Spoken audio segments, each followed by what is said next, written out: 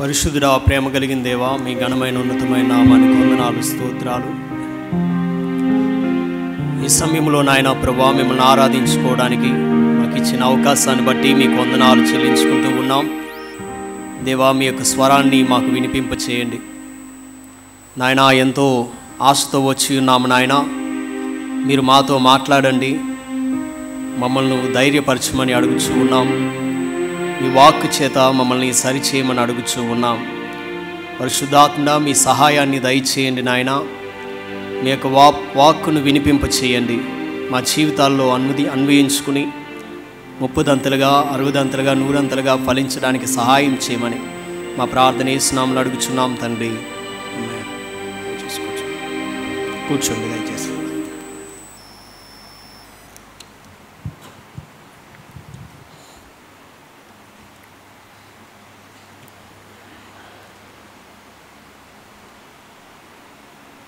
ఈరోజు నేను మీతో మాట్లాడాలనుకున్నటువంటి సందేశానికి నేను ఇచ్చినటువంటి శీర్షిక ఏంటంటే, వెంటాడుతున్నటువంటి భయం విడవనన్న దేవుడు. వెంటాడుతున్న భయం విడవనన్న దేవుడు. మన యొక్క అనుదిన జీవితంలో అనేక రకాల భయాలు మనల్ని వెంటాడుతూ ఉన్నాయి. ఒక వ్యక్తి జీవితాన్ని ఆధారం చేసుకుని ఈ రోజున దేవుని యొక్క వాక్యాన్ని మీకు వినిపించాలని ఆశపడుచూ ఉన్నాను. ఆ వ్యక్తి పేరు యాకోబు. యాకోబు జీవితం గురించి ఒకసారి మనం కొన్ని విషయాలు తెలుసుకుందాం. అసలు యాకోబు జీవితంలో ఎందుకు భయపడ్డాడు? భయపడినటువంటి యాకోబు భయం నుంచి ఎలాగా బయటకు వచ్చాడు? మన జీవితాల్లో కూడా అటువంటి భయాన్ని ఎదుర్కొంటున్నప్పుడు మనము కూడా బయటికి రాగలము అనేటువంటి విషయాలు దేవుని యొక్క వాక్యాలు తెలియచేస్తూ ఉన్నాయి.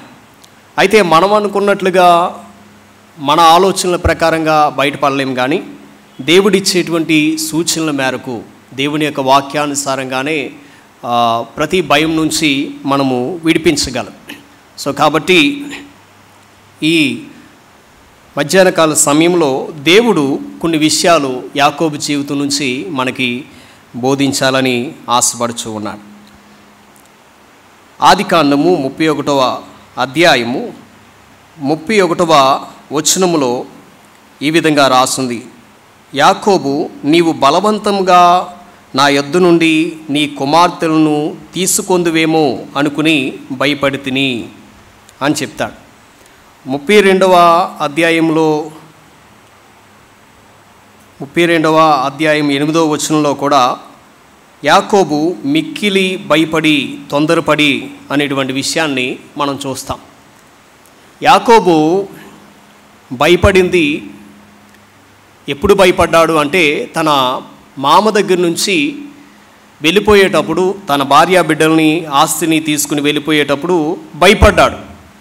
అంటే ఒక్కసారి కాదు భయపడింది, చాలాసార్లు భయపడ్డాడు. మొదటిసారిగా ఎక్కడ భయపడ్డాడు అంటే, తన మామ దగ్గర నుంచి వచ్చేసేటప్పుడు. ఎందుకు భయపడ్డాడు అంటే రీజన్ చెప్తూ ఉన్నాడు. నీవు బలవంతంగా నా యొద్ద నుండి నీ కుమార్తెలను తీసుకొందువేమో అని భయపడ్డాడు. నలగొట్టబడుట తండ్రికి ఇష్టమాయును అని వాక్యం సెలవిస్తూ ఉంది. యేసుక్రీస్తు ప్రభువారు నలగొట్టబడుట తండ్రికి ఇష్టమాయును, ఆయనకి సొగసైనను స్వరూపమైనను లేదు అని వాక్యం సెలవిస్తూ ఉంది. వదకి తేబడినటువంటి గొర్రెవలే ఆయన మౌనంగా ఉన్నాడు అని వాక్యం సెలవిస్తూ ఉంది. ఈ విధంగా తన స్వరక్తం ఇచ్చి సంపాదించుకున్నటువంటి ప్రభువు ఆ సంఘం విషయంలో ఎంత సీరియస్నెస్ వహిస్తాడో ఒకసారి ఆలోచించండి. ప్రియమైన దేవుని బిడ్డలారా, ఈ రోజున కుటుంబాలు పాడైపోతూ ఉన్నాయి, మనుషుల జీవితాలు చెల్లాచెదురైపోతూ ఉన్నాయి. ఎవరండి వీళ్ళందరూ అంటే, బైబిల్ పట్టుకునే వాళ్ళే, దేవుని మందిరంలోనికి వచ్చే వాళ్ళే, దివారాత్రము కూడా దేవునికి దీర్ఘ ప్రార్థనలు చేసేటువంటి వ్యక్తివే. కానీ ఎందుకు పాడైపోయింది నీ కుటుంబం? దేవుడు అనుమతించాడా? అనుమతించలేదు. దేవుడు అనుమతించలేదు. అదేమి దేవుడు చెప్పేటువంటి విషయం ఏంటంటే, నా సంఘాన్ని పాడు చేసేటువంటి వ్యక్తుల్ని నేను పాడు చేస్తాను అని చెప్పాడు. సో కాబట్టి కుటుంబాన్ని కట్టుకునేటువంటి నీవు నీ కుటుంబం పట్ల ఎంత శ్రద్ధ అయితే ఉందో దానికంటే ఎక్కువ శ్రద్ధ దేవుని యొక్క సంఘం పట్ల ఉండాలి. సంఘం యొక్క క్షేమమే నీ యొక్క క్షేమము. సంఘం యొక్క క్షేమమే నీ యొక్క వ్యక్తిగత జీవితం యొక్క క్షేమము అనేటువంటి విషయాన్ని గమనించాలి. ప్రియమైన దేవుని బిడ్డలారా, సంఘం యొక్క క్షేమం అంటే ఏ విధంగా అర్థం చేసుకోవాలి? దేవుడు 365 రోజులు నీకు ఇచ్చాడు. 24 hours పర్ డే, 24 గంటలు ఇచ్చాడు. ఈ యొక్క 24 గంటలో 12 hours డ్యూటీ చేసే వాళ్ళు ఉన్నారు, 15 hours డ్యూటీ చేసే వాళ్ళు ఉన్నారు, ఇంకా ఎక్కువగా మాట్లాడితే చాలా హార్డ్ వర్క్ చేసేటువంటి వ్యక్తులు ఉన్నారు. అంటే నీ మైండ్ అంతా ఎక్కడ రొటేట్ అవుతూ ఉంది? నీ చుట్టూ, నీ యొక్క ఉద్యోగం చుట్టూ, నీ బిడ్డల చుట్టూ, నీ కుటుంబం చుట్టూనే. ఇది కూడా స్వార్థమైనటువంటి భక్తే అనుకోవాలి ప్రియమైన దేవుని బిడ్డలారా. ఎందుకంటే మనం ఎంతసేపు కూడా మన కోసమే ఆలోచించుకుంటూ ఉన్నాం తప్ప దేవుని యొక్క సంఘం గురించి ఆలోచించట్లేదు. అపోస్తలుడైన పౌలు అంటాడు, ఇదిగో అందరూ కూడా వారి యొక్క తమ సొంత పనులు చేసుకుంటూ ఉన్నారు, కానీ తిమోతి ఒక్కడే దేవుని యొక్క విషయాల గురించి ఆలోచిస్తూ ఉన్నాడు అని చెప్తాడు. సో కాబట్టి సంఘంలో ఉండవలసినటువంటి పరిశుద్ధత గురించి నీవు ఎప్పుడైనా ఆలోచించావా? సంఘంలో ఉండవలసినటువంటి భక్తి గురించి నీవు ఎప్పుడైనా ఆలోచించావా? సంఘంలో ఉండవలసినటువంటి క్రమశిక్షణ గురించి నీవు ఎప్పుడైనా ఆలోచించావా? అంటే ఎవరో వస్తాడండి, ఎవరో లేస్తారు, వాళ్ళు చూసుకుంటారులే అనడానికి లేదు. ప్రియమైన దేవుని బిడ్డలారా, దేవుని యొక్క వాక్యం సెలవిస్తుంది, it is an individual responsibility.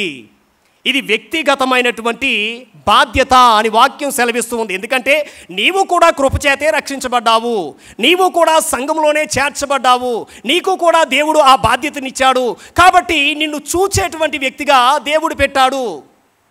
దేవునికి ఇష్టం లేనిది జరుగుతుందంటే, నాకు అవసరం లేదులే అని నువ్వు పక్కకి వెళ్ళిపోయావంటే something wrong with your life.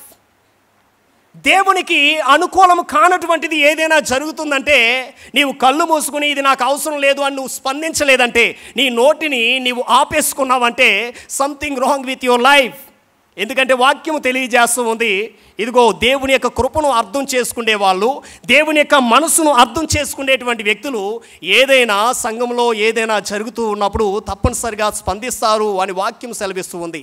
ప్రియమైన దేవుని బిడ్డలారా, సో కాబట్టి సంఘాన్ని ప్రేమించేటువంటి వ్యక్తులు, సంఘంలో ఆధ్యాత్మిక జీవితము, భక్తి, శ్రద్ధలు అనేటువంటివి సంఘంలో ఉండాలి అని దేవుడు కోరుకుంటూ ఉన్నాడు. పరిశుద్ధత అనేటువంటిది సంఘంలో ఉండాలని దేవుడు కోరుకుంటూ ఉన్నాడు. సంఘము ఎలా ఎదగాలి అంటే దినదినము క్రీస్తు యొక్క స్వారూప్యంలోనికి సంఘము ఎదగాలి అని కోరుకుంటూ ఉన్నాడు. ప్రియమైన దేవుని బిడ్డలారా, లాబాను ఒక అన్యుడు, దేవుణ్ణి నమ్ముకోనటువంటి ఒక వ్యక్తి. యాకోబు బేతేలు దగ్గర దేవుని చేత దర్శింపబడ్డాడు. యాకోబు దేవుని యొక్క దర్శనాన్ని పట్టుకుని, దేవుని యొక్క వాగ్దానాన్ని పట్టుకుని పదనారాం అనేటువంటి ప్రాంతానికి బయలుదేరి అక్కడ 20 సంవత్సరాలు కొలువు చేసి మరలా రిటర్న్ అవుతూ ఉన్నాడు దేవుని యొక్క మాట చేత.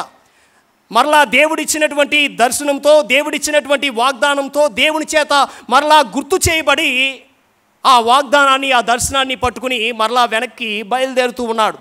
ఇలా బయలుదేరుతున్నటువంటి యాకోబుకి నష్టాన్ని తలపెట్టాలని, హానిని తలపెట్టాలని దర్శనం లేనటువంటి వ్యక్తి, వాగ్దానం లేనటువంటి వ్యక్తి, అసలు మారు మనసే పొందినటువంటి వ్యక్తి, అసలు దేవుని గురించి కనీసం జ్ఞానం కూడా లేనటువంటి వ్యక్తి వచ్చి దర్శనం ఉన్నవాడిని, వాగ్దానం ఉన్నవాడిని, దేవుని గురించినటువంటి అనుభవ జ్ఞానం కలిగినటువంటి ఒక వ్యక్తికి హాని చేయాలని చూశాడు. దేవుడు చూస్తా ఊరుకుంటాడా? చెప్పండి ప్రియమైన దేవుని బిడ్డలారా, దేవుడు చూస్తా ఊరుకుంటాడా? దేవుడు ఊరుకోలేదు.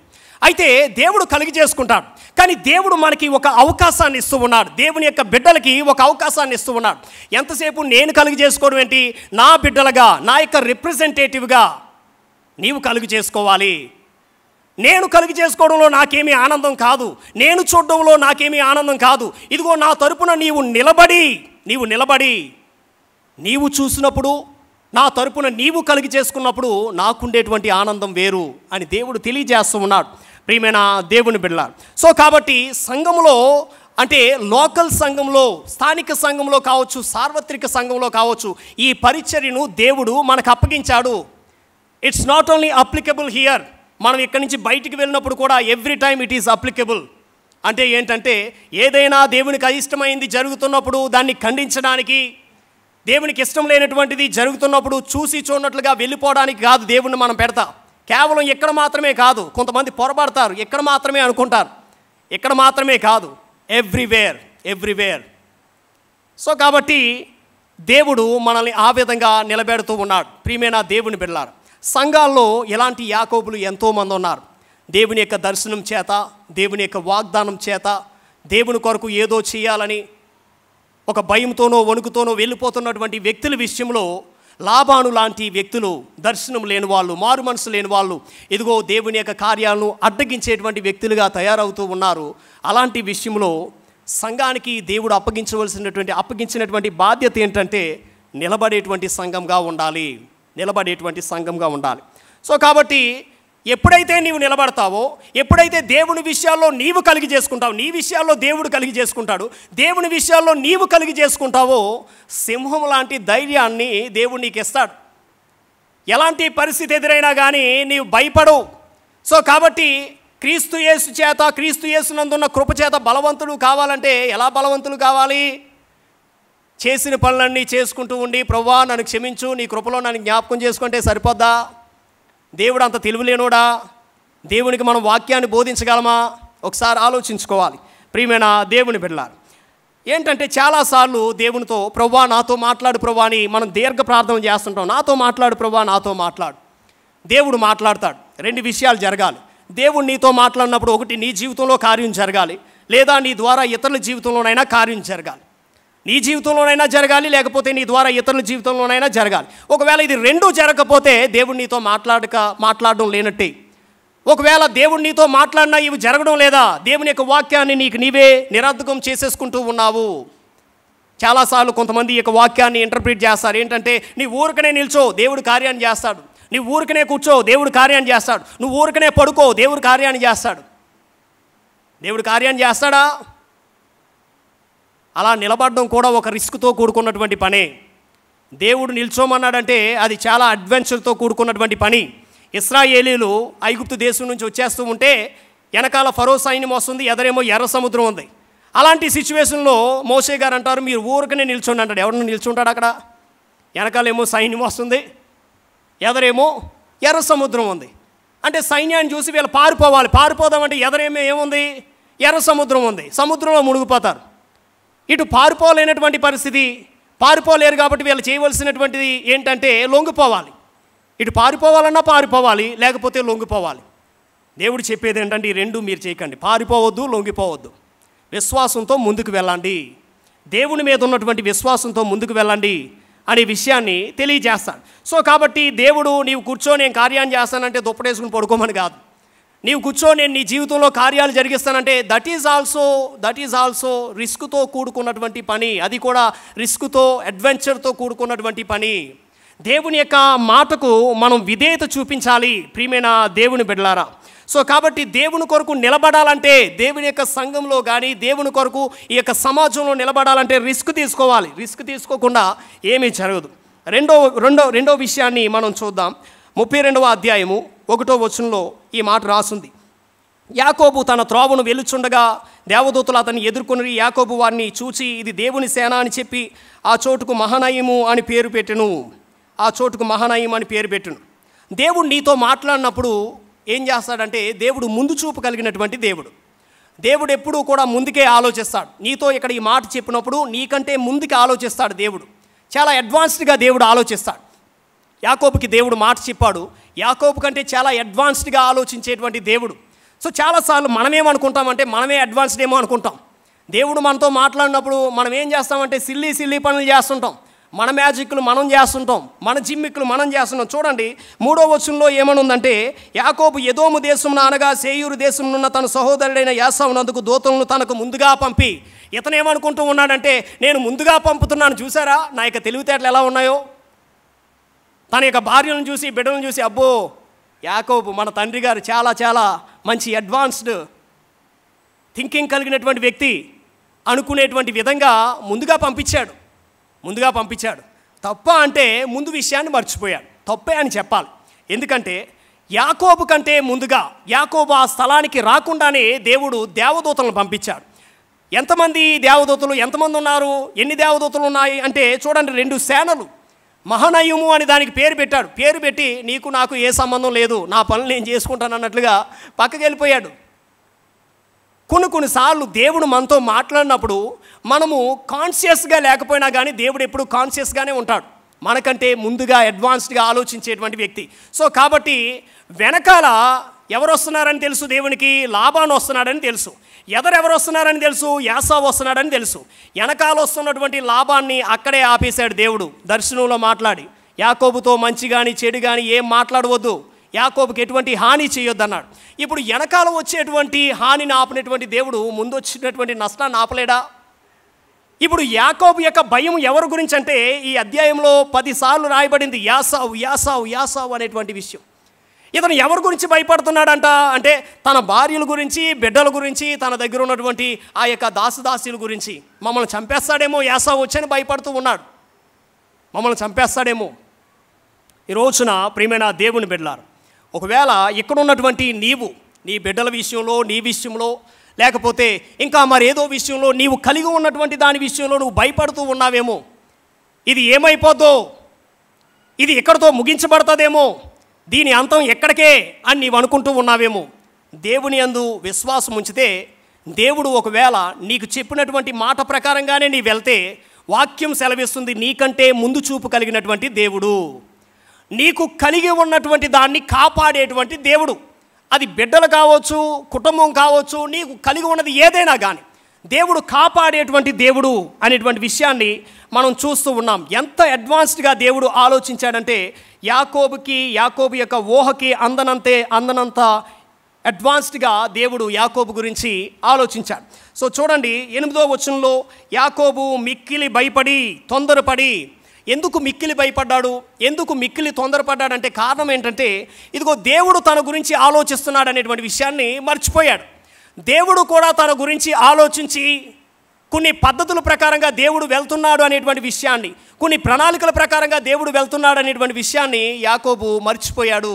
ప్రియమైన దేవుని బిడ్డలారా, ఈ రోజున దేవుడు దర్శించినప్పటికీ, దేవుని యొక్క దర్శనాన్ని నీవు కలిగి ఉన్నప్పటికీ, దేవుని యొక్క వాగ్దానం నీ జీవితంలో కలిగి ఉన్నప్పటికీ నీవు అక్కడే భయపడిపోయి, కుమిలిపోయి, కృంగిపోయి ఆగిపోవడానికి గల కారణం ఏంటో తెలుసా?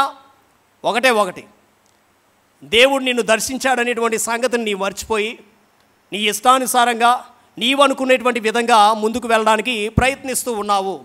సో కాబట్టి నీ యొక్క గ్రోత్ అనేటువంటిది ముందుకు వెళ్ళలేదు. ఎందుకు వెళ్ళలేదు అంటే వాక్యం సెలవిస్తూ ఉంది, యాకోబు భయం చేత కృంగిపోతూ ఉన్నాడు. అడుగడుగున ఎంత కృంగిపోయాడంటే బహుశా తన భార్య బిడ్డలు ఆయన యొక్క జీవితంలో ఎప్పుడు అలాంటి భయాన్ని చూడలేదు.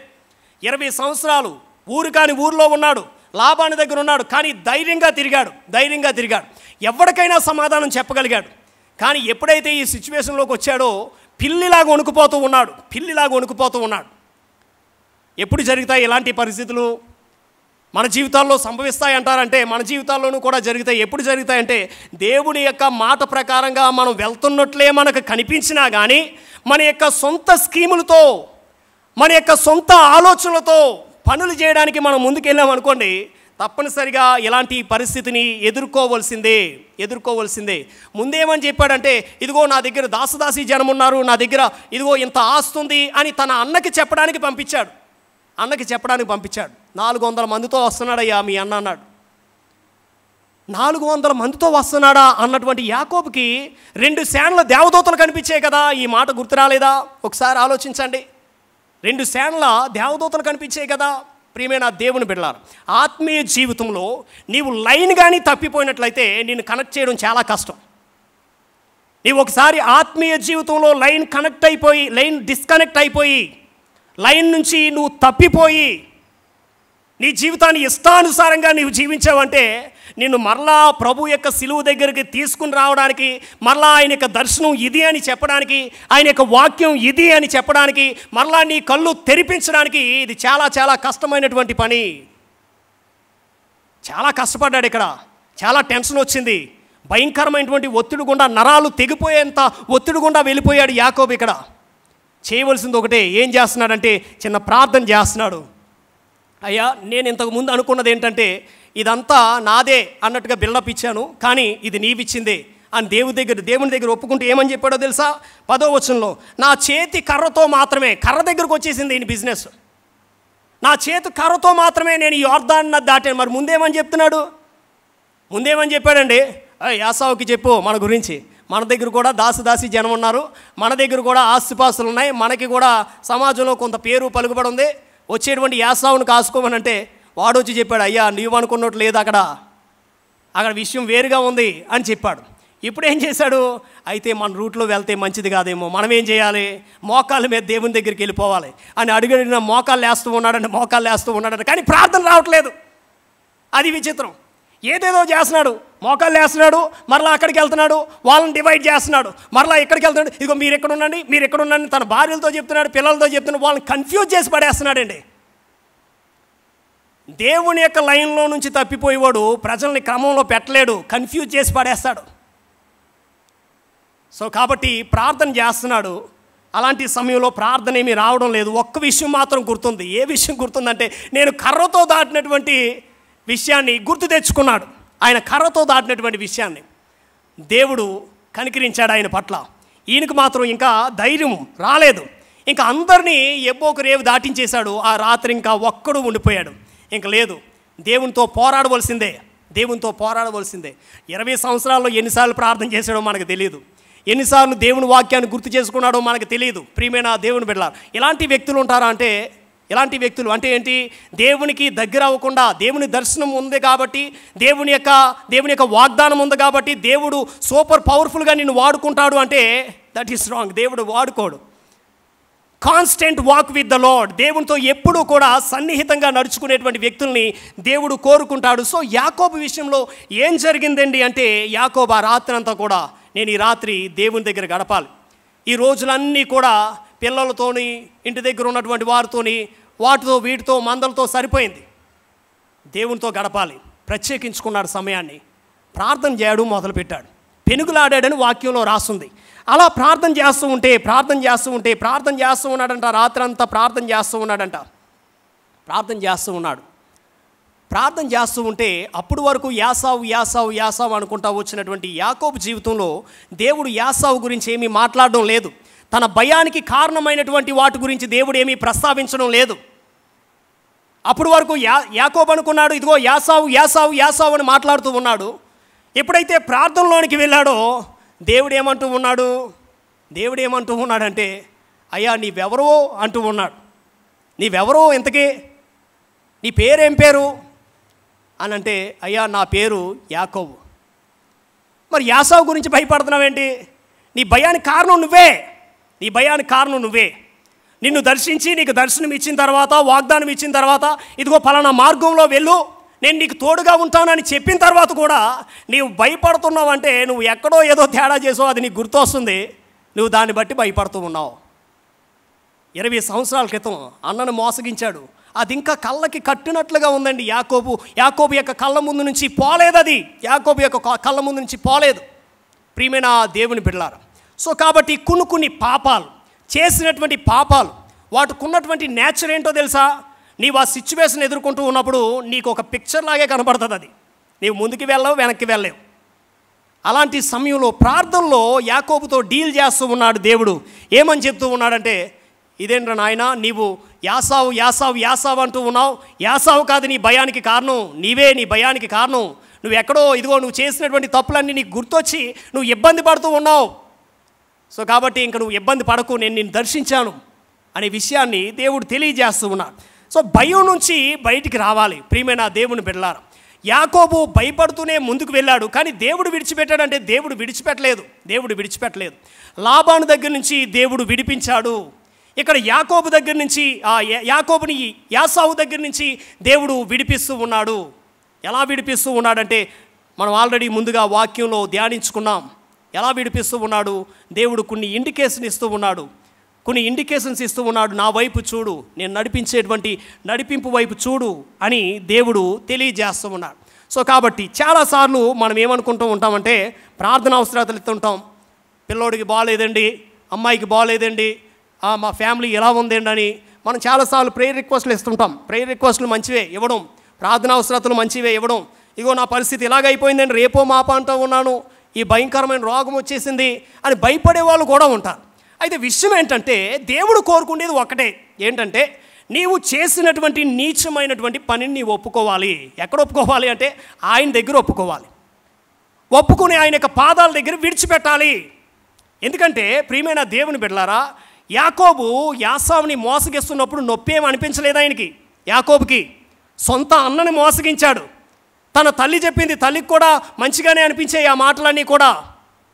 తప్పు చేస్తున్నప్పుడు అందరికీ కూడా సరదాగానే ఉంటుంది, సంతోషంగా ఉన్నట్లుగా ఉంటుంది, మజాగా ఉంటుంది ఆ సమయంలో. కానీ దాని తర్వాత వచ్చేటువంటి పర్యవసానం చాలా భయంకరంగా ఉంటుంది. సో దేవుడు తెలియజేస్తూ ఉన్నాడు, ఈ రోజున నీవు భయపడడానికి గల కారణం ఏంటో తెలుసా? నీ జీవితంలో ఎక్కడో తప్పు చేసావు. దేవునికి తెలుసు నీ పల్స్ ఎక్కడ పట్టుకోవాలో, దేవునికి తెలుసు నేను ఎక్కడ పట్టుకోవాలో, ఎక్కడ కొట్టాలో కూడా దేవునికి తెలుసు. సో కాబట్టి ఎబ్బోకు దగ్గరికి వచ్చే వరకు ఆగాడు దేవుడు. ఎబ్బోకు దగ్గరికి వచ్చే వరకు ఆగాడు. నేను డీల్ చేయవలసింది యాసావుతో కాదు, నీతో డీల్ చేయాలి ముందు. ఇవేంటి అసలు నీ పరిస్థితి ఏంటి? ఒక నిచ్చెన కనిపించింది నీకు, అందులో దేవదూతలను చూసావు, నా తేజస్సును చూసావు, నేను నీతో మాట్లాడాను. ఇవన్నీ చేసినా కానీ యాకోబు ఏం చేయలేకపోయాడంటే కన్ఫెస్ చేయలేకపోయాడు, ప్రభువా ఇది నా పరిస్థితి అని చెప్పుకోలేకపోయాడు. సో ఈ రోజున ఒకటే ఆన్సర్ ఏంటంటే, కుటుంబాలు దీవించబడకపోవడానికి గల కారణం, నీ జీవితం వర్ధిల్లకపోవడానికి గల కారణం, వీటన్నిటికీ కూడా కారణాలు ఏంటంటే సంథింగ్ యూ డిడ్ బ్యాడ్. నువ్వేదో చేసావు, ఎక్కడో చేసావు, నీవు ఒప్పుకోలేదు. దేవుడు అంటూ ఉన్నాడు, you are the reason for your fear. ఈ రోజున దేవుడు అంటూ ఉన్నాడు, you are the reason for your fear. ఆ భయం ఎలాంటిదంటే నిన్ను ముందుకి వెళ్ళనివ్వదు, వెనక్కి వెళ్ళనివ్వదు. ఎప్పుడు కూడా భయాందోళనలతోనే బ్రతికేటువంటి విధంగా చేస్తుంది. యాకోబు యొక్క కన్సర్న్ ఒకటే, నా బిడ్డలు, నా భార్యలు వీళ్ళు ఏమైపోతారు అనేటువంటి కన్సర్న్. ఈరోజు బహుశా నువ్వు సంపాదించేటువంటి సంపాదన, నువ్వు చేసేటువంటి ఉద్యోగం, నీవు కలిగి ఉన్నటువంటి పొజిషన్, అది ఏదైనా కానీ నీకు కుటుంబం లేకపోతే అవన్నీ కూడా వ్యర్థమే. సో కాబట్టి దేవుని యొక్క వాక్యం సెలవిస్తూ ఉంది, నా సంఘాన్ని ప్రేమించేటువంటి వారిని నేను ప్రేమిస్తాను. సంఘాన్ని ప్రేమించేటువంటి వారిని నేను ప్రేమిస్తాను. సంఘాన్ని ప్రేమించేటువంటి వ్యక్తులు చూసేటువంటి వ్యక్తులుగా ఉండాలి, స్పందించేటువంటి వ్యక్తులుగా ఉండాలి. దేవుడు వెంటాడుతున్నాడు అంటే ఎవరిని వెంటాడుతాడు అంటే, ఇదిగో మార్చుకునేటువంటి వ్యక్తుల్ని, అప్పటికప్పుడు పశ్చాత్తాపడి దేవుని దగ్గరికి వచ్చేటువంటి వ్యక్తుల విషయంలో దేవుడు వెంటనే కలుగజేసుకుంటాడు. ఒకవేళ ఇంకా మార్పు లేకుండా అలాగే ఉంటే దేవుని యొక్క వాక్యం సెలవిస్తూ ఉంది, ఆ పరిస్థితి చాలా చాలా అధ్వానమైనటువంటిది. కళ్ళు మూసుకుందాం, ప్రార్థన చేద్దాం, దేవుని వైపు చూద్దాం.